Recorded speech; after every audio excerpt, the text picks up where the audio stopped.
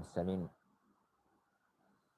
نبينا محمد وعلى آله وصحبه أجمعين ولا حول ولا قوة إلا بالله رب العالمين أشهد أن لا إله إلا الله وحده لا شريك له وأشهد أن محمدا عبده ورسوله اللهم صل وسلم وبارك على نبينا محمد وعلى آله وأصحابه أجمعين ولا حول ولا قوة إلا بالله رب العالمين أما بعد. Alhamdulillah ya ikhwah, setelah kita kemarin menyelesaikan muqaddimah dari kitab ini yang intinya berisi pujian kepada Allah Subhanahu wa taala, kemudian bersalawat kepada Rasulullah sallallahu alaihi wa ala alihi wasallam, kemudian beliau menyebutkan tentang keutamaan ilmu secara umum dan faidah seseorang itu mempelajari ilmu syar'i. Jadi kemudian beliau menyebutkan tentang keutamaan memahami qawaid syar'iyyah, kaidah secara umum, kaidah syar'i secara umum, karena itu adalah inti ilmu. Yani karena masalah-masalah yang merupakan pecahan dari sebuah kaidah itu bisa berkembang. Tapi yang penting dikendalikan dengan kaidah, maka akan banyak ada masalah yang bisa untuk dikendalikan. Sudah selesai ya kemarin mukadimahnya ya. Sekarang kita masuk pada bait yang ke berapa ya sekarang? 9. Oh 9. Belum ya, belum selesai ya. Baik. Kita lanjutkan sekarang pada bait yang ke 9.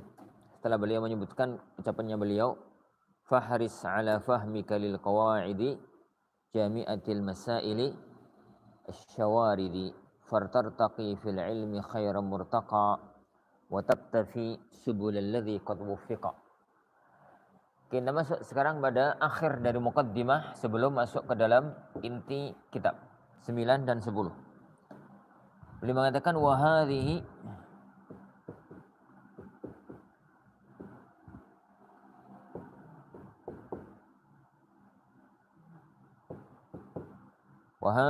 qawaidun nazamtuha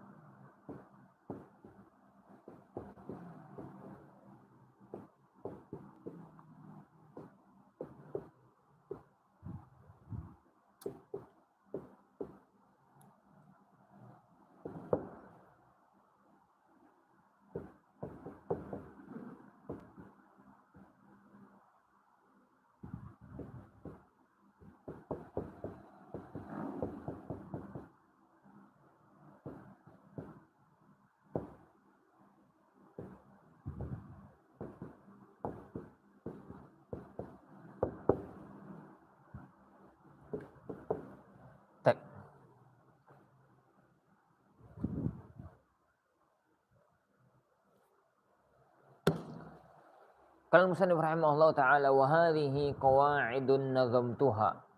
Ini wa hadhihi qawaidu nazamtuha. Ini adalah kaidah-kaidah yang aku susun dengan manzumah. Hadhihi yani qawaidun nazamtuha min kutbi ahli ilmi qad hassaltuha. Dari kitab-kitab para ulama yang aku hasilkan. Jazahumul maula azimal ajri, semoga Allah Subhanahu wa taala memberikan balasan kepada mereka dengan pahala yang besar, wal afwa ma'a ghufranihi wal bir, dan memberikan maaf yakni dengan ampunan dan kebaikan dari Allah Subhanahu wa taala. Baik. Penutup dari muqaddimah ini setelah beliau sebelumnya pada bait yang sebelumnya membahas tentang secara umum jadi ilmu-ilmu syar'i itu dikuasai kaidahnya. Para ulama kita mengatakan membuat satu kaidah yang kondang, man hurima al-usul hurima al-wusul. Barang siapa yang tidak menguasai pondasi satu ilmu, maka dia tidak akan mencapai ilmu yang dituju. Dia sebenarnya tidak menggapai ilmu tersebut, hanya gambaran luarnya. Karena jadi tidak mampu ngeramu sendiri ilmu yang seharusnya dia kuasai. Nah, maka beliau menyebutkan ini apa yang akan beliau bicarakan. Beliau mengatakan wahadhihi. Setiap ada kata-kata semacam ini di muqaddimah, para ulama selalu mengatakan hadhihi isyaratan ila al-madhkur al-dhihni atau yani ila yani al-maktub al-dhihni atau al-maktub al-dhikri. Begitu istilahnya para ulama. Wahadhihi, dan ini kembalinya kemana? Kembalinya kepada kalau muqaddimah ini beliau tulis setelah manzumah. Yani orang tulis muqaddimah itu dua kemungkinan. Orang tulis buku ya ikhwan, kemudian muqaddimah itu dua kemungkinan. Kemungkinan yang pertama muqaddimah ditulis setelah isi baru nulis muqaddimah.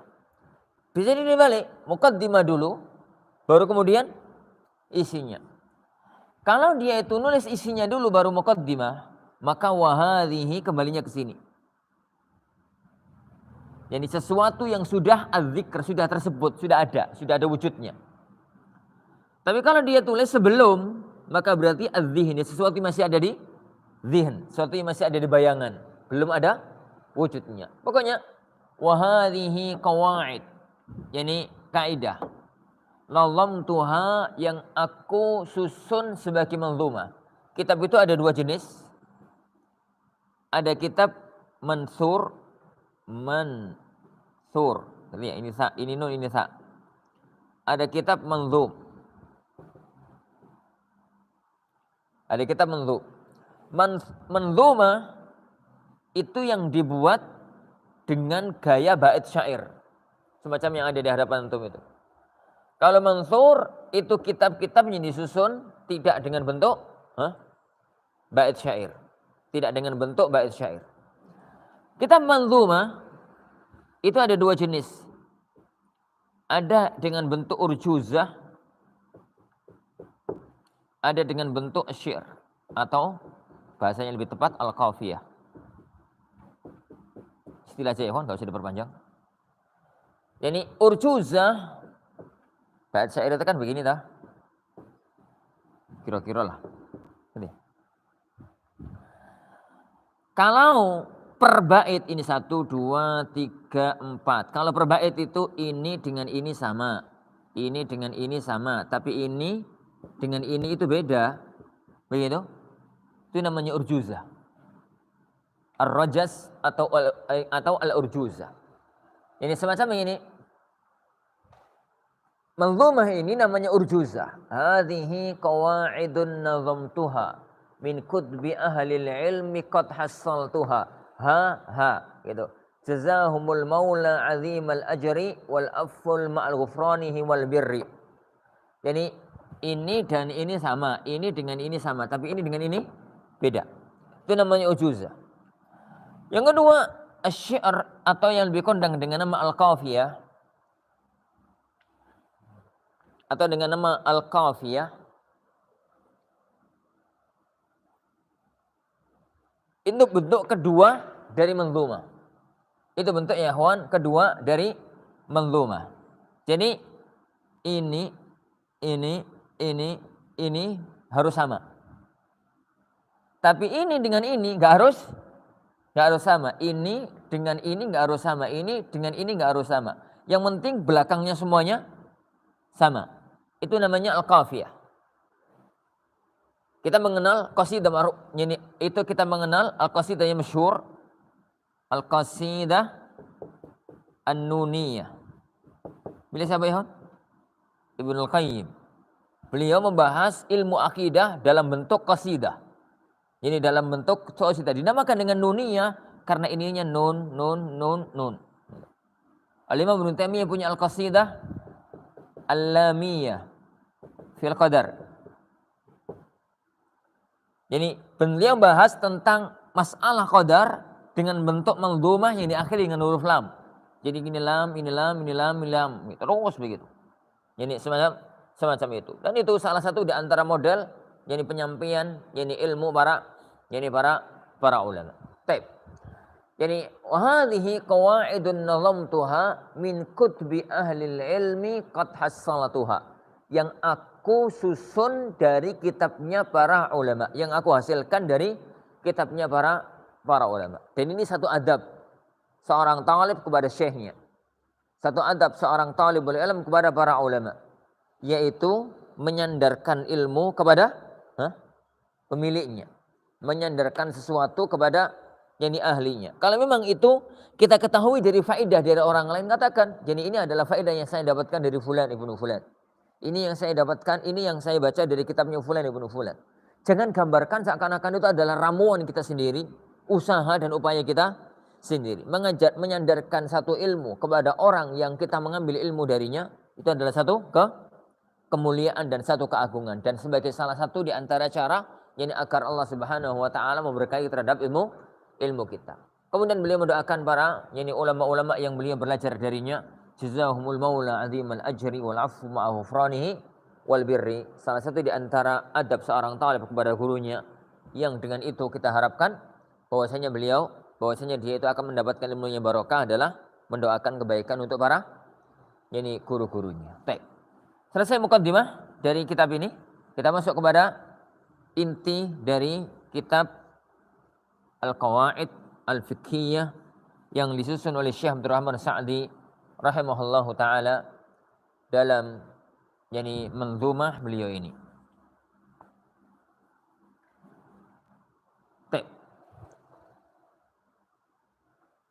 Beliau rahimahullahu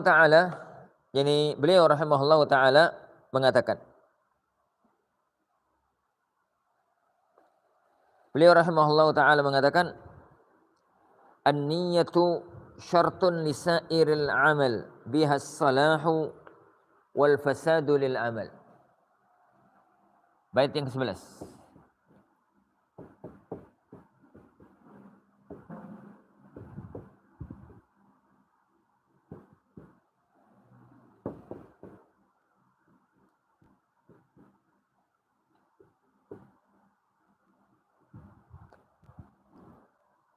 An-niyatu syartun lisairil amal biha as-salahu wal fasadu lil amal.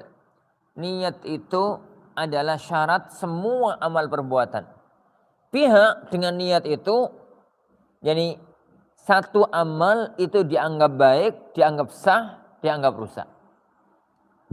Beliau mengisyaratkan ya Ikhwan dengan bait ini kepada satu kaidah yang masyhur masuk dalam Al-Qawaid Al-Kulliyatul Kubra, al-umuru bimaqasidiha. Jadi kaidah yang kondang di kalangan para ulama lafadznya ini. Meski sebagian para ulama menyebutkan dengan istilah innamal a'malu binniyat. Al-Imam As-Subki rahimahullahu taala dalam Al-Syibah wan Nadhair beliau menyebut kaidah ini dengan istilah innamal a'malu binniyat. Hanya rata-rata para ulama menyebutnya dengan al-umur bimaqasidiha. Jadi al-umur bimaqasidiha.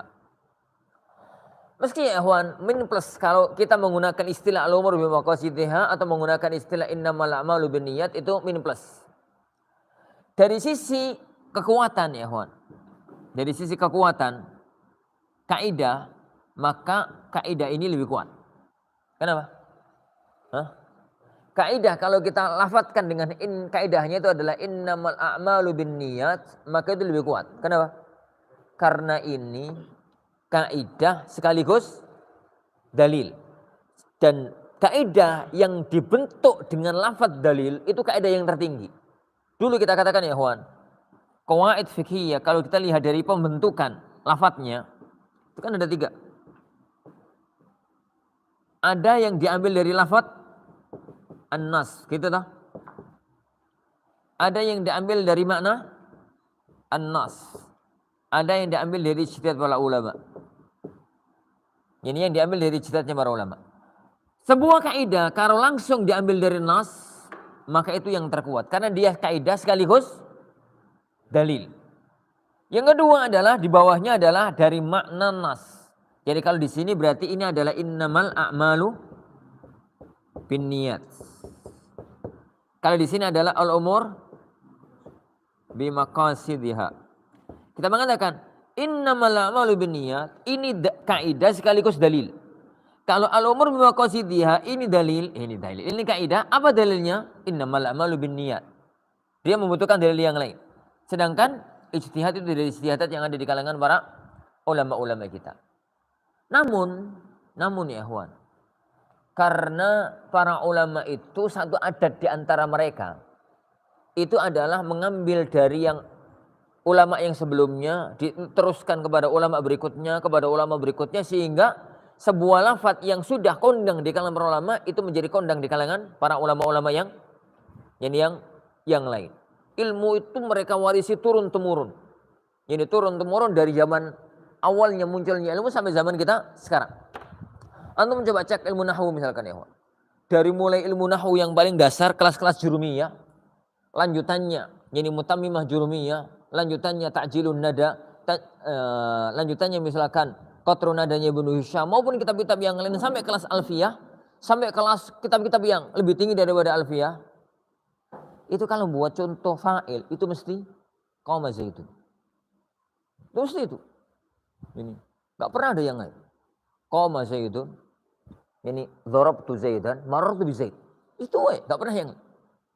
Itu mulai dari nahwu yang paling rendah alfiyah, jurumiyah maupun mutammimahnya, mutammimatul jurumiyah maupun yang di atasnya sedikit, misalkan kelas-kelas qatrun nada atau syarahnya atau yang di atasnya lagi kelas-kelas alfiyah, yang di atasnya lagi kelas-kelas awdhul masalik, yang di atasnya lagi jadi kelas-kelas apalah nahwu-nahwu yang di atasnya itu ya buat contoh ya mesti itu koma aja itu. Ini koma aja itu. Padahal contohnya fa'il itu banyak. Yang contohnya yani fa'il itu banyak. Kalau kita lihat misalkan ilmu usul fikih. Ilmu usul fikih ya, ambil kitab usul fikih dari mulai kitab usul fikih yang paling dasar. Kelas-kelas al-usul minimul usul. Kemudian di atasnya lagi gitu ya. Naik ke warakat atau naik ke warakat gitu ya. Dari usul minimul usul naik ke warakat. Dari warakat tergantung pakai jalur usul mazhab apa. Kalau pakai jalur usul mazhab Hambali, jadi di atasnya warakat ambil misalkan qawaidul usulnya Qati'il Kinanil Hambali. Jadi di atasnya misalkan Mukhtasar Tahrir. Di atasnya Bulbul, di atasnya lagi Raudhatun Nadhir, di atasnya lagi yani Tahbir, di atasnya lagi yang lain. Itu kalau ngomong tentang lafzul muhmal, lafaz yang bisa diucapkan tapi tanpa makna, itu lafaz contohnya satu, enggak pernah pindah. Daizun maqlubu Zaid. Jadi lafaz itu kan ada yang muhmal, ada yang musta'mal. Ada lafaz yang kalau diucapkan itu ono maknanya, al-bait, ad-dar, as-sahra, itu namanya lafaz musta'mal. Lafaz yang ada maknanya. Sesuatu yang diucapkan, keluar huruf, keluar suara, tapi ada maknanya. Itu adalah al-lafzul musta'mal. Ada lafaz-lafaz yang muhmal. Muhmal itu bisa diucapkan, tapi enggak ada maknanya. Nah, contoh mereka selalu satu. Daizun maqlubu Zaid. Daiz kebalikan dari Zaid. Ini dari mulai al-usul minimul usul sampai usul fikih yang paling tinggi. Yaitu contohnya. Seakan-akan baru contoh yang lain bercontohnya ribuan. Jadi dais lawan kebalikan dari Zaid. Zaid itu kalau antum balikan dari Zaid, dais. Daizun itu lafaz yang terucap. Ada kata yang keluar, ada huruf yang tertulis, tapi enggak ada maknanya. Artinya itu. Jadi enggak ada maknanya. Contohnya dari dulu yaitu, kenapa para ulama modelnya semacam ya begitu ya. Kita coba lihat semua kitab-kitab yang searah, senada, itulah gayanya sama. Turun temurun itu begitu terus. Memang gayanya para ulama itu semacam itu. Makanya tatkala muncul ilmu qawaid fikih pertama kali di zaman Al-Imam Ad-Dabusi, Al-Imam Al-Karhi dan para ulama yang di zaman-zaman awal munculnya kitab ilmu qawaid fikih itu yang pertama kali memunculkan dengan kata-kata ini ya turun temurun sampai sekarang dengan kata-kata al-umur bimaqasidihha. Jadi mereka menggunakan kata-kata kaidahnya itu lafadznya adalah al-umur bimaqasidihha, dalilnya adalah innamal a'malu binniyat. Hanya sebagian ulama yani mencoba untuk klarifikasi kayak Imam Musubaki yang Anda katakan tadi. Imam Musubaki dalam Al-Syibah wan Nadhair beliau itu mengatakan bukan lafaz yang lebih pas itu ya langsung pakai dalilnya innamal amalu ya, binniyat, innamal amalu binniyat. Tapi akhwan kalau antum menggunakan kaidah ini gua ngerti ya. Yani karena lafaz yang ngundang al-umur bimaqasidiha. Maka kita menggunakan lafaz ini dan kita jadikan lafaz ini sebagai sebagai apa ya?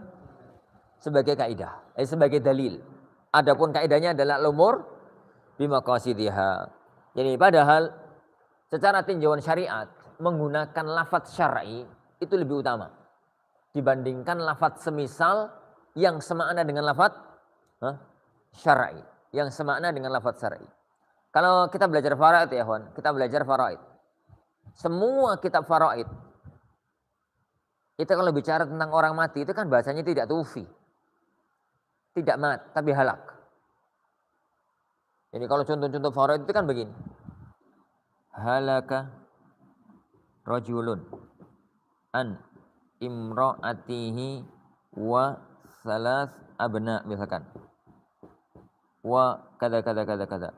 Ada orang bongko. Bukan halaka, bongko. Nanti bongko enggak tuh wong Jawa. Meninggalkan istri dan 3 anak. Lalu gini. Bagaimana pembagiannya? Itu begitu. Kenapa para ulama faraid itu bahasanya mesti halaka? Enggak ada kita faraid yang menggunakan bahasa tufi. Telah meninggal dunia. Itu kan sopan. Atau minimalnya lah mata, ya. Telah mati. Tapi bahasanya itu selalu halak. Karena ini bahasa Al-Quran. Karena halaka itu bahasa Al-Quran. Ini mru'un halak. Ini mru'un halaka jika ada orang mati. Tapi menggunakan bahasa halak. Ini halaka. Ini kitab-kitab faraid yang mu'tamad lah anak katakan. Kitab-kitab faraid yang mu'tamad. Kitab faraid mu'tamad kan diawali dari Rahabiyah terus ke atas begitu. Kitab-kitab itu anak enggak tahu kitab-kitab Asir. Di rumah anak itu ada sekitar 25 judul kitab faraid. Anak enggak menelaah semuanya. Ini mulai dari kitab faraid yang paling kecil sampai yang paling gede. Ini sampai yang jadi mulai kitab faraid yang hanya lembar-lembaran itu sampai kitab faraid yang segini tebalnya. Ini baru yang tebalnya ini segini. Itu ya kitab faraid yang mu'tamad ya, kawan, yang jadikan landasan dalam perkara bahasanya selalu halak. Kenapa? Ini bahasa Al-Qur'an. Jadi kali katakan ya, kawan, lafaz innamal a'malu binniyat itu lebih kuat dari 2 sisi. Yang pertama ini dalil. Yang kedua, menggunakan lafaz syar'i lebih utama daripada menggunakan lafaz yang lain. Tapi masalahnya adalah al-umur bimaqasidiyah lebih kondang. Al-umur bimaqasidiyah itu lebih kondang. Maka kita tafsil dengan tafsil yang ada di kalangan ahlul ilm, yaitu al-umur bimaqasidiyah. Al-umur bimaqasidiyah. Baik.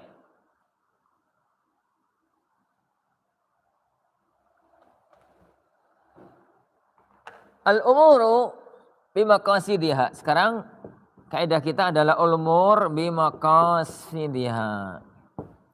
Al-umur jamak dari amr. Amr itu mufrad yang jamaknya 2. Yang pertama awamir. Yang kedua umur. Jadi amrun itu bisa dijamakkan dengan awamir, bisa dijamakkan dengan umur. Kalau amr yang jamaknya awamir itu adalah zid an-nahi. Lawan kata dari larangan. Amr dalam arti perintah. Kalau bahasa kita. Sedangkan amr yang bentuk jamaknya adalah umur.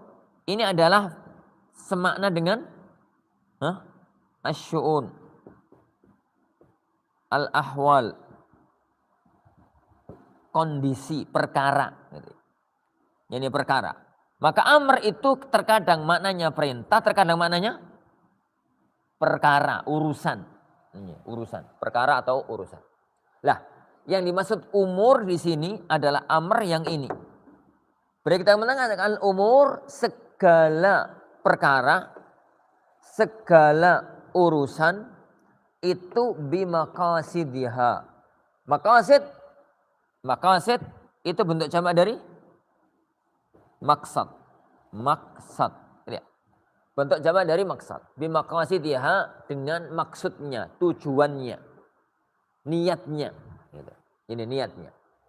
Maka lafaz al-umur bimaqasidiha itu satu makna dengan innamal a'malu binniyat. Al-umur bimaqasidiha, perkara itu tergantung kepada maksudnya, tujuannya, niatnya.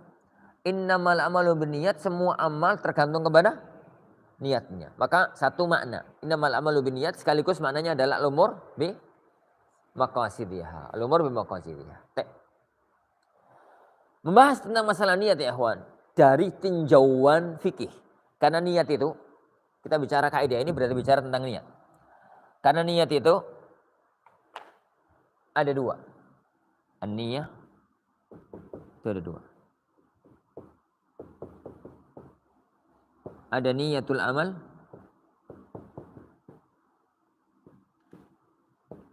ada niyatul ma'mul lahu.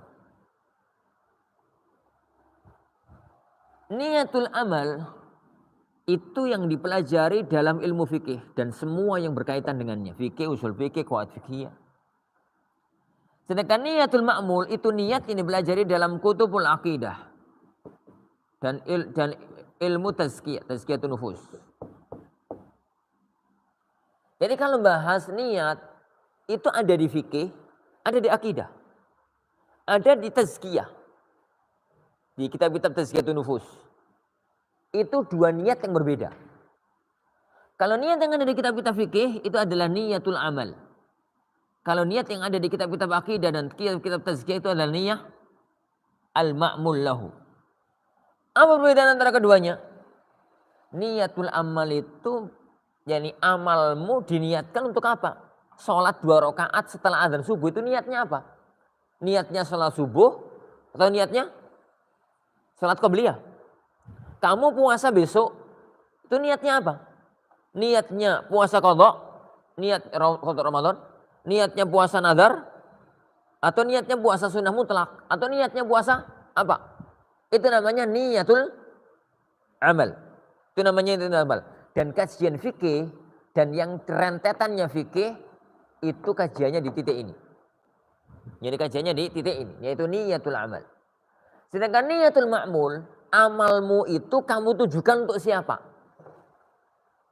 Jadi amalmu itu amal apa? Itu kalau niyatul amal.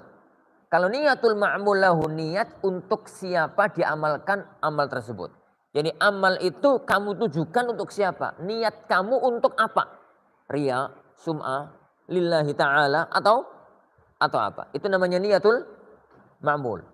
Maka niyatul amal ini berkaitan dengan sah dan tidaknya. Niyatul amal nanti itu berkaitan dengan sihah wa fasad al-amal. Lah kalau niyatul ma'mul lahu ini berkaitan dengan qabul wa rad al-amal. Kalau niyah amal itu berkaitan dengan sah dan tidak sahnya satu amal. Kalau niat ini itu berkaitan apakah amal itu diterima oleh Allah atau tidak. Maka dengan niyatul ma'mul itu ada orang yang malah menjadi syirik. Kenapa ya? Karena syirik. Ya dia beramal untuk selain Allah. Ada orang itu yang sampai pada syirik kecil. Apa itu? Riya. Ada orang itu yang sampai pada ini dan beberapa masalah niyah, jadi al-ma'mul lahu, jadi niyatul ma'mul.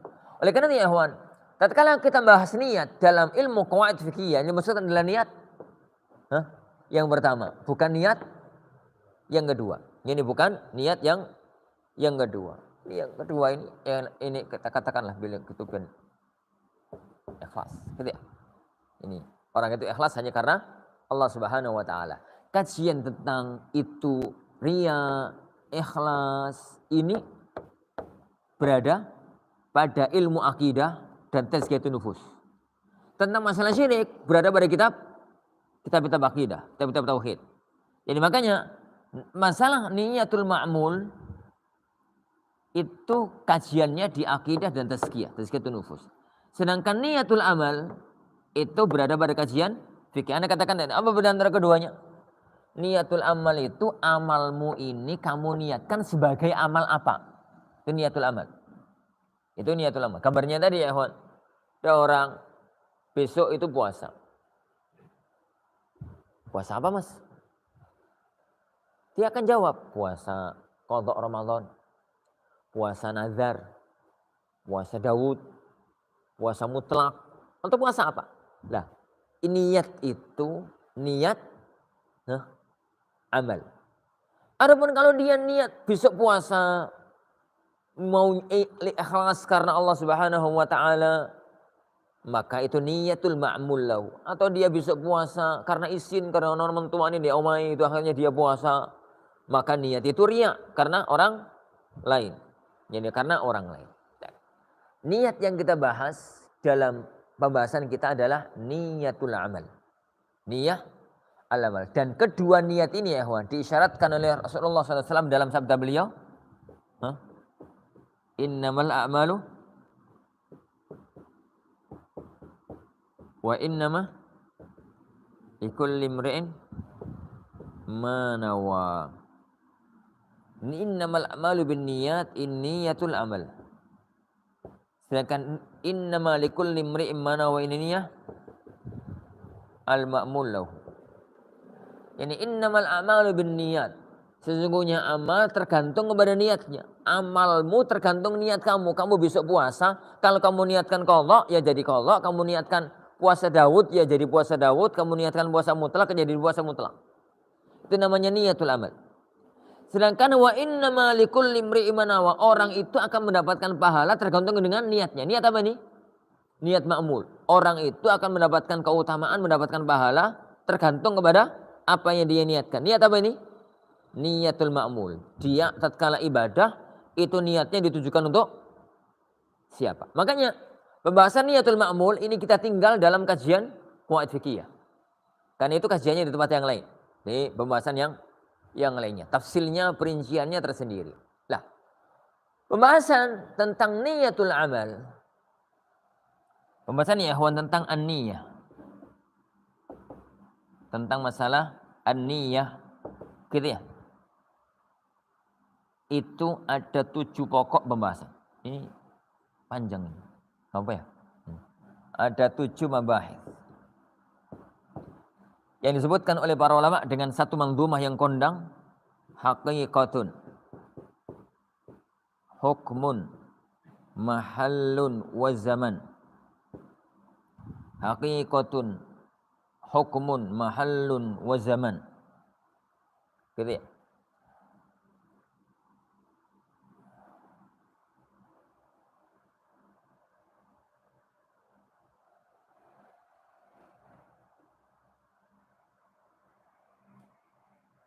Kok hilang dari otak?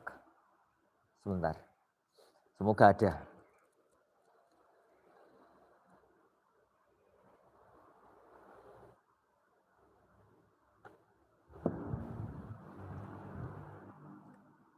Kaifiyatun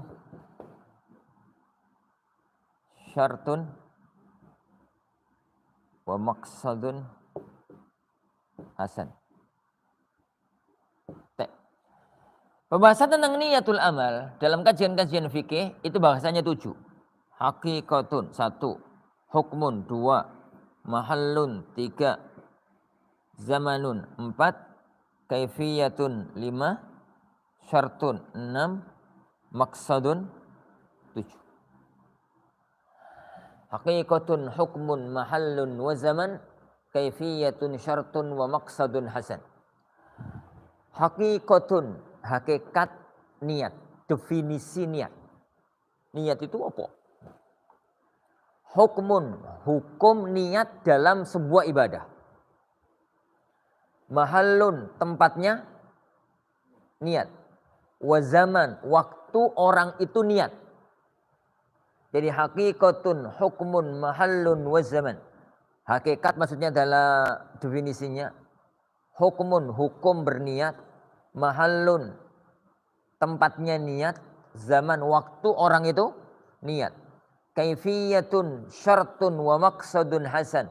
Kaifiyatun, itu tata cara niat. Syartun, syarat sahnya niat.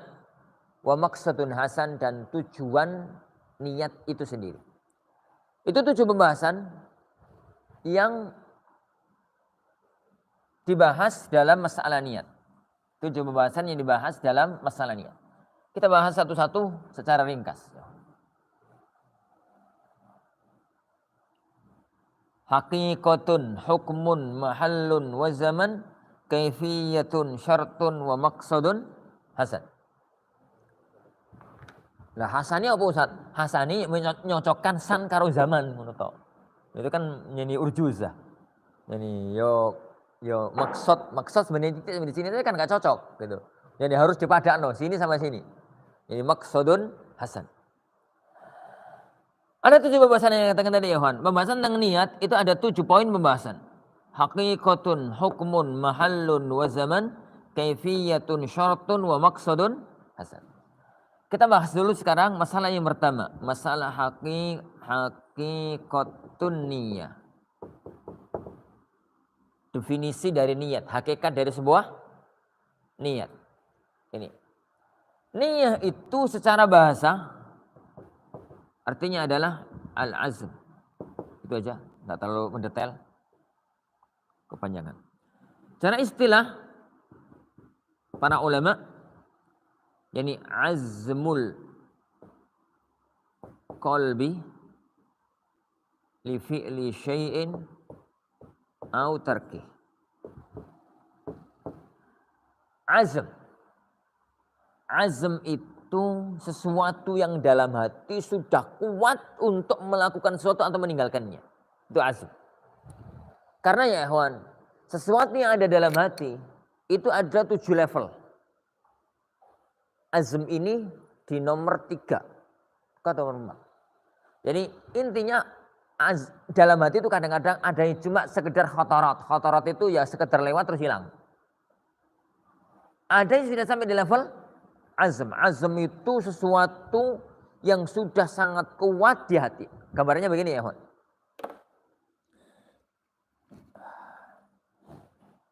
Kalau ada orang mau berangkat safar.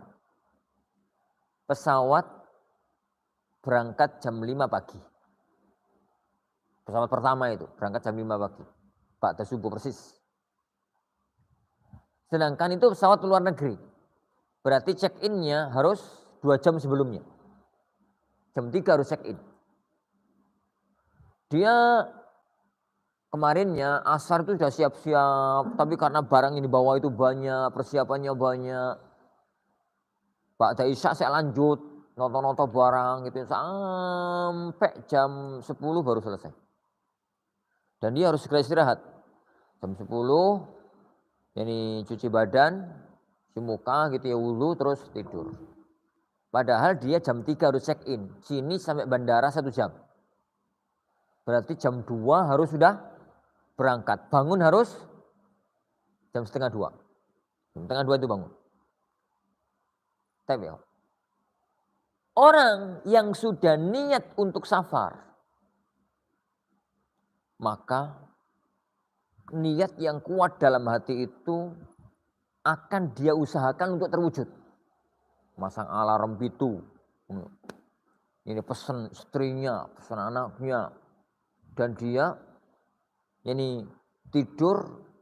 Ini begitu nanti jam 1, setengah 2 itu alarm berbunyi. Dia langsung berdiri.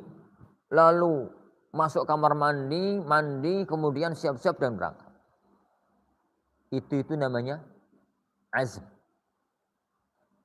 Adapun ya akhwan, orang yang niat besok aku tak poso besok aku tak poso. Hari Kamis misalkan.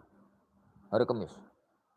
Sudah gitu, jadi tahu kalau di dapur itu nggak ada apa-apa. Yuk gak siap-siap sahur apa. Begadang sampai jam 1 malam.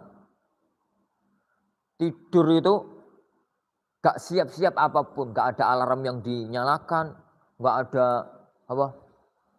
Jadi gak pesan sama keluarganya. Bangun-bangun subuh. Lalu ngomong alhamdulillah. Setidaknya sudah niat, sudah dapat pahala. Itu gak niat mas. Itu namanya tamanni. Itu masih umniyah. Umniyah itu karep tapi gak niat. Dan yang ada pahalanya itu yang sudah niat. Jadi orang yang di dalam banyak hadis, orang itu kalau sudah niat, kemudian dia kerjakan, dia akan dapat pahala yang banyak sesuai dengan amalnya. Kalau sudah niat, gak dia dikerjakan, tetap dapat pahala satu. Yang dapat pahala itu level azam, level niat. Bukan gayanya kayak tadi. Niat sholat malam. Ini. Jam 3 bangun turu, nyanyi pipis turu neh. Subuh-subuh ngatakan alhamdulillah sudah ada niatnya. Gak niat Mas sampean itu. Sampean itu gak niat. Karena sebenarnya yang Anda miliki itu belum niat. Karena niat itu hakikatnya adalah azmul qalb. Wal azm itu yang saya gambarkan tadi. Sesuatu kehendak yang sudah kuat dalam hati. Yang kehendak itu menghasilkan amal. Amal itu upaya untuk itu dilakukan. Itu namanya azmul qalb. Namanya azm al-qalb. Nah, ini uang itu niat makan. Ya ndang-ndang jupuk piring karo entong. Itu namanya azmul qalb untuk makan. Kalau orang itu, dia itu di tengah jalan, niat untuk minggir dan gak ada ketabrak mobil, ndang-ndang minggir. Gak sekedar niat tok. Makanya istilahnya para ulama, hakikat dari niat itu adalah azmul qalb li fi'li syai'in au tarkihi. Dan itu yang ada efek hukum pahalanya. Efek pahala, bukan efek hukum. Efek pahala. Jika ada orang itu niat melakukan amal kebaikan, kemudian dia kerjakan, maka dia dapat pahala sesuai dengan pekerjaannya. Kalau kemudian dia niat ternyata nggak jadi dikerjakan, maka dia dapat pahala satu. Yang dapat pahala satu itu adalah yang selevel niat. Jadi definisi dari niat atau hakikatun niat adalah azmul qalbi li fi'li syai'in au tarkihi. Jadi kehendak kuat dalam hati untuk melakukan satu amal atau meninggalkan sebuah amal. Itu hakikah. Itu yang pertama, hakikah. Hukum. Yang kedua ya kawan, sekarang hukum. Hukumun niyah. Para ulama sepakat hukumun niyat itu wajib. Kenapa? Karena kalau amal, ibadah, amal nggak ada niatnya maka nggak sah.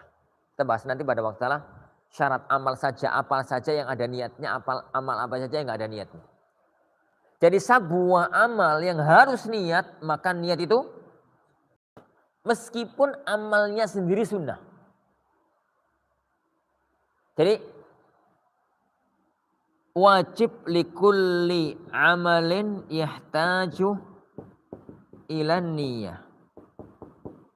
Wajib untuk semua amal yang butuh niat. Ucapan saya ini yang butuh niat karena tidak semua amal butuh niat. Karena tidak semua amal butuh niat, kita bahas pada masalah syarat insyaallah. Tapi semua amal yang butuh niat itu wajib ada niatnya. Meskipun amal itu sendiri bukan wajib. Contoh ya, amal itu sendiri sunnah. Puasa Arafah misalkan, itu kan amal sunnah. Tapi niat untuk puasa Arafah itu harus. Kalau nggak niat puasa Arafahnya nggak sah. Nggak jadi puasa Arafah maksudnya. Kalau ada orang sholat 2 rakaat, sholatnya itu sunnah. Tapi niatnya wajib. Karena kalau nggak ada niat, sholatnya nggak sah. Ya, sholatnya itu tidak sah. Makanya para ulama kita mengatakan hukum niat itu wajib. Jadi hukum niat itu adalah sebuah kewajiban. Karena kalau tidak, amal itu nggak sah. Jadi amal, jadi itu nggak sah. Yang ketiga ya kawan. Mungkin sampai 3 aja. Mahallu an-niyah. Tempatnya niat. Tempatnya niat itu fil qalb ijma'an. Tempatnya niat itu fil qalb, di hati. Ijma'an. Dengan kesepakatan para ulama.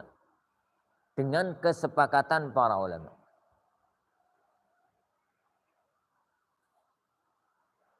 Tidak ada khilaf tentang masalah ini. Siapapun dia. An-Nawawi rahimahullah ta'ala dalam syarah Sahih Muslim, juga dalam Majmu' Syarah Muhadzab, beliau mengatakan wattafaqu atau wa ajma'u ala anna mahallan niyyah fil qalb. Dan para ulama kita sepakat niat itu letaknya di hati. Jadi karena niat itu hakikatnya adalah azmul qalb, kerentek hati, kerentek kuat, kehendak kuat dalam hati. Maka nggak mungkin kalau niatnya nggak di hati. Makanya ulama kita sepakat niat itu dalam hati. Loh Ustaz, yang gawe gegeran itu tentang usolli, nawaitul wudu'a, ini nawaitul hajjah dan macam-macam itu apa Ustaz? Itu bukan masalah mahallun niyah. Itu dalam fikih pembahasannya adalah at-talaffuz bin niyah. Bukan masalah mahallun niyah.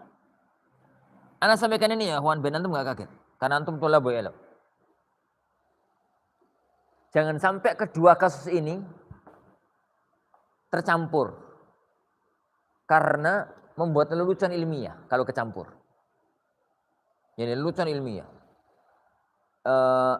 Ucapan yang kondang di tengah-tengah sebagian ikhwah. Niat itu, yani melafatkan niat itu bid'ah ijma'. Ingat ucapan saya. Jadi misalkan ya, lafaz semacam ini kondang sekali di kalangan sebagian ikhwah. At-talaffuz bin niyah itu bid'ah ijma'an. Li'annal ulama ittafaqu gitu ya. Ala anna mahallan niyah fil qalb. Ini kalau bahasa Arabnya. Kalau Anda terjemahkan sekarang. Ucapan yang ada di sebagian ikhwah, kata-kata ini. Perhatikan ya, ikhwan. Hanya untuk memaparkan kedudukan ilmu, kedudukan masalah. Sebagian ikhwah yang mengatakan melafatkan niat usolli fardhu dhuhri nawaitu sauma ghadin. Yani atau yang semisal itu. Yani nawaitul wudu'a gitu ya, nawaitu tayammuma. Yani melafatkan niat itu bid'ah ijma'an. Ingat ucapan ini, kata-kata satu ini paling inti. Klaim bahwasanya at-talaffuz bin niyah itu bid'ah, itu enggak jadi masalah karena memang itu qaul sebagian para ulama. Tapi yang Anda permasalahkan lafaz ijma'. Tidak ada perselisihan di kalangan para ulama bahwasanya melafatkan niat itu bid'ah. Kenapa? Karena para ulama sepakat tempatnya niat itu dalam hati. Ini gak nyambung. Karena ini dua kasus yang berbeda. Masalah mahallun niyah itu ini, masalah talaffuz bin niyah itu ini. Jadi kedua kasus ini begini ya gambarannya. Kalau orang mau sholat isya. Mau sholat isya, dia wudhu kemudian sholat isya. Dia tatkala mau sholat isya, dalam hatinya kan ada kerentek hati, ini sholat isya. Dalam hati orang yang mau sholat isya, itu kan dalam hatinya itu, ini sholat isya, sholatnya patang rokaat, gitu ya. Saya sebagai makmum, dan itu dalam hati. Bahwasanya dia mau sholat isya. Kalau dia salah niat, sholatnya kan nggak sah. Sholat itu niatnya maghrib. Tengah-tengah sholat, lah kok maghrib? Lah kan tadi sudah maghrib, ini berarti isya. Gitu. Maka sholat itu harus dibatalkan. Harus mulai dari awal. Kenapa ya? Ada orang, itu baru maghrib gitu itu terus taklim. Tengah-tengah taklim ngantuk. Tiduran pas taklim. Azan itu gelagap-gelagap gitu, terus ngambil wudhu. Setengah-setengah ngantuk, setengah-setengah apa gitu. Pikiran dia sekarang ini sholat maghrib. Yang ada di utak dia itu sekarang ini sholat maghrib. Akhirnya dia muadzinnya qomat. Pikiran dia sholat maghrib. Niatnya sholat maghrib. Niatnya dia itu mikirnya gitu sholat maghrib. Tengah-tengah sholat, dia mulai anteng, mulai tenang gitu. Kepikiran, lah tadi kan sholat maghrib sudah. Terus taklim, berarti ini sholat isya. Ini sudah masuk rakaat pertama atau sudah masuk rakaat kedua, mikirnya baru, nah berarti ini sholat isya. Dalam kondisi itu apa yang harus dilakukan? pindah niat atau batalkan sholat? Batalkan sholat. Harus dibatalkan sholatnya. Karena sholat itu kalau dia pindah niat ke isya, gak sah maghrib, gak sah isya. Gak sah maghrib, ya karena sekarang waktu sholat isya. Maghrib sudah lewat tadi. Gak sah isya karena gak niat dari awal. Sholat itu harus dibatalkan, dia takbiratul ihram lagi. Wudu lagi apa enggak? Ya enggak lah ya kawan, apalagi wudu lagi. Dia itu harus takbiratul ihram dari awal. Dan statusnya sekarang berarti menjadi imam, menjadi makmum masbuk. Lah, itu niat. Niat itu letaknya di hati. Dia itu sekarang sholat maghrib, sholat apa, itu letaknya ada di hati. Masalah talafut itu adalah niat yang ada dalam hati itu terus diucapkan dengan lisan. Kan dalam hati itu, iki sholat maghrib, sholatnya 3 rakaat. Saya sebagai makmum. Lah, yang ada di hati itu dilafatkan. Kan bahasa Arab jadi usolli fardhul maghribi salasa raka'atin ma'muman lillahi ta'ala. Jadi saya sholat maghrib yang fardu, fardunya maghrib. Bukan sunahnya maghrib. Jadi 3 rakaat sebagai makmum lillahi ta'ala. Pembahasan ini itu namanya at-talaffuz bin niyah. Niatnya sendiri dalam hati. Lah niat yang dalam hati ini diucapkan dengan lisan. Yo kayak yang wenewan. Gawe contoh kok repot men. Antum cinta seseorang. Yo enggak harus cewek ya, cinta orang, cinta orang. Antum seneng sesuatu, cinta orang. Cinta itu letaknya di mana ya? Cinta itu letaknya di mana? Di hati. Menurut cinta itu di lisan. Cinta itu di hati. Tapi cinta yang di hati itu oleh Rasulullah SAW disuruh mengungkapkan. Ada seorang sahabat yang antum masyhur lah itu. Ngomong sama Rasulullah, ada orang lewat itu, ya Rasulullah ini uhibbu. Saya cinta orang itu ya Rasulullah. Rasulullah mengatakan, kamu sudah ngomong sama dia? Belum, omonglah sama dia. Gitu. Cintanya nggak berubah, tetap di hati. Tapi kemudian diungkapkan. Diungkapkan, bukan hanya dipendam dalam hati. Lah, masalah at-talaffuz bin niyah itu tidak menggeser ini. Itu tidak menggeser ini. Jadi ada 2 kasus yang berbeda dalam hukum fikih. Masalah mahallun niyah itu di hati, itu ijma, tidak ada khilaf di kalangan para ulama. Yang kedua masalah at-talaffuz bin niyah.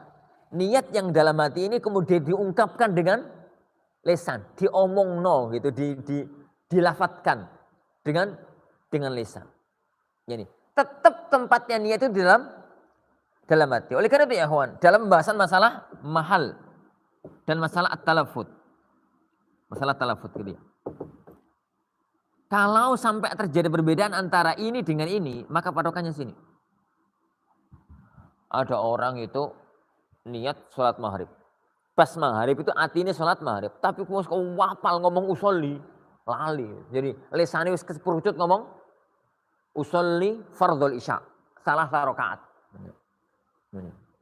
Keperucut ngomong ya. Maka para ulama sepakat sholatnya sah. Kenapa? Karena niatnya benar. Oh niat itu dalam hati. Ini cuma talaffuz. Kalau dibalik. Ada orang pas waktu maghrib kepikiran ini sholat isya. Akhirnya niat sholat isya dalam hati. Tapi pas ngomong benar. Pas ngomong, pas dilefatkan itu benar. Maka sholatnya nggak sah. Kenapa? Ya karena niatnya salah. Jadi karena niatnya salah. Lah yang ijma itu ya akhwan yang ini. Adapun yang ini itu masalah khilaf berkepanjangan di kalangan para ulama. Ini. Agar antum talibul ilm ya akhwan, ana tidak akan ngomong ini kalau di hadapan umum, di masyarakat umum. Ana hanya ngomong di kalangan talibul ilm. Agar kalau antum suatu ketika pulang, kemudian ketemu sama para santri di kalangan nahdliyin, antum diskusi, para ulama sepakat ya akhi, talaffuz bin niyah itu ini bid'ah, diguyu kucing ya akhwan antum. Antum datangkan, ya akhi, lihat baca Al-Mughni Ibnu Qudamah. Loh, iya. Ternyata kok sunnah kata Ibnu Qudamah. Dibuka katanya Nawawi. Loh iya. Loh, terus ya karena antum yang salah memahami fikih. Antum yang salah memahami masalah ilmiahnya. Dalam Mughninya Ibnu Qudamah rahimahullah ta'ala, beliau mengatakan at-talaffuz bin niyah itu mustahab. Kata beliau. Ini at-talaffuz bin niyah itu mustahab. Anak bisa jadi tidak sepakat. Anak hanya memaparkan masalah. Hindari kata-kata yang salah ini. Karena itu mengacaukan dunia ilmiah dan diguyu sama kucing. Diguyu sama orang yang ngerti masalah. Kok ijma itu lebih itu dul. Wong kitab ini itu lo ngomong bahwasanya talaffuz bin niyah itu sunnah. Kok sampean ngomong ijma itu lo tekondi misalkan. Jadi yang kita permasalahkan itu ini loh, titik ini loh ya kawan. Dan ini sering terjadi. Klaim bahwasanya lafaz usolli itu bid'ah ijma'an. Mengatakan bid'ah monggo, nggak ada masalah. Jadi nggak ada masalah. Ana juga mengatakan itu ya kawan. Tapi yang ana tolak adalah kata-kata ijma'. Mengklaim talaffuz bin niyah lafaz usolli nawaitu fardhu dhuhri nawaitu wudu itu bid'ah ijma'an. Itu yang masalah. Dan ini sering terjadi kesalahpahaman memahami dua kasus ini, dua kasus yang berbeda. Ini dua kasus yang berbeda. Di titik ini mahallun niyah, tempatnya niyah itu di hati itu ijma'. Tapi apa niat yang dalam hati itu boleh dilafatkan ataukah tidak boleh dilafatkan? Itu ada 3 mazhab di kalangan para ulama. Sebagian ulama mengatakan itu mustahab, disunahkan. Sebagian mereka mengatakan jaiz, ini boleh. Sebagian mengatakan mereka bid'ah. Dan ini pendapat yang kondang di kalangan asatidzah ahlus sunnah, asatidzah salafiyin. Ini asatidzah salafiyin. Tapi masalah ini bukan masalah ijma'. Bukan masalah yang disepakati oleh bukan masalah yang disepakati oleh para ulama. Jadi petakan antara kasus ini dengan kasus ini untuk menghindari ke masalah tatkala diskusi ilmiah. Tatkala diskusi ilmiah, kita sekarang ya kawan itu di zaman keterbukaan. Di zaman ada orang ceramah di ujung Indonesia yang komentarnya adalah ceramah ustadz di ujung Sumatera. Di ujung timur Indonesia yang komentar itu di ujung Sumatera. Ya gara-gara itu. Gara-gara YouTube. Nih, gara-gara YouTube. Gara-gara ini, gara-gara itu. Kalau dulu orang ceramah di kampung, nggak ada orang paham ya, kecuali yang jamaahnya itu tok. Sekarang pengajian sing teko mek wong loro di YouTube no. Masuk YouTube, akhirnya pengajian itu kalau ada kesalahan itu segera dipotong, terus diviralkan, rame dunia. Ya. Permasalahan itu. Ini permasalahan itu. Antum masih ingat toh salah satu di antara ustadz kondang salafi di Indonesia tatkala bahas ini digawe buli-bulian sama banyak orang. Gara-gara kesalahan memahami masalah ini. Anda kan sebut namanya lah ustadz kondang salafi Indonesia. Jadi mengatakan tidak ada perselisihan di kalangan para ulama bahwasanya ngomong usolli itu bid'ah. Besok acur tuh ustadz di YouTube. Semua asatidzah dari non salafi komentar. Dan memang dibutuhkan buktinya. Ini loh Majmu' Syarah Muhadzab, ini loh Mughni, ini loh ini dibacakan. Ya mati kutu ya. Kita bukan masalah apa, ini masalah diskusi ilmiah. Ini masalah diskusi ini ilmiah. Titik masalahnya adalah masalah diskusi ilmiah. Mendudukkan sesuatu pada tempatnya. Mendudukkan sesuatu jadi pada tempatnya. Jadi kalau memang itu ijma, katakan di titik itu ijma. Kalau memang itu ada khilaf, katakan itu khilaf. Lalu baru kita ngomong yang kuat menurut kami, yang roji menurut kami itu kan masalah lain. Kalau masalah roji merojihkan itu kan masalah lain ya. Tapi klaim ijma itu hindari. Karena memang tidak ada ijma dalam masalah itu. Tidak ada ijma dalam jadi masalah itu. Dan itu masalah talaffuz bin niyah. Jadi masalah talaffuz ini bin niyah. Ana membawakan ini di hadapan antum ya para thalabul ilm agar enggak kaget kalau kemudian membaca kitab-kitab fikih yang itu kitab yang mu'tamad diakui oleh para ulama kemudian jadi muncul itu. Muncul yani lafaz semacam itu karena memang masalah itu masalah yang dibahas oleh para ulama kita. Jangan jadikan ijma yang ada di sini merentet ke sini. Ini karena itu dua kasus yang berbeda. Orang yang talafut itu niatnya tetap di mana? Tetap di hati. Jadi hatinya itu mau sholat maghrib, lah yang di hati itu yang diucapkan dengan lisan. Itu masalah yang ada pembicaraannya di kalangan para ulama. Ana belum ngomong ya ikhwan, titik benar dan salahnya ya. Baru bahas jangan bawa masalah ijma di sini ke arah yang di sini. Karena itu dua masalah yang berbeda. Wallahu a'lam. Nah, ya ikhwan sampai sini. Untuk sambil. Sampai situ aja. Kita masih di titik yang ketiga, pembahasan tentang niat itu ada 7. Jadi kita masih di nomor yang ketiga. Ini nomor yang ketiga.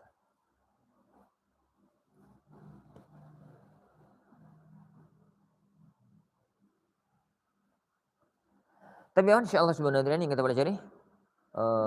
Semoga ada barokah dan manfaatnya. Kita akhiri. Subhanakallahumma wa bihamdika asyhadu an la ilaha illa anta astaghfiruka wa atubu ilaik. Assalamualaikum warahmatullahi wabarakatuh.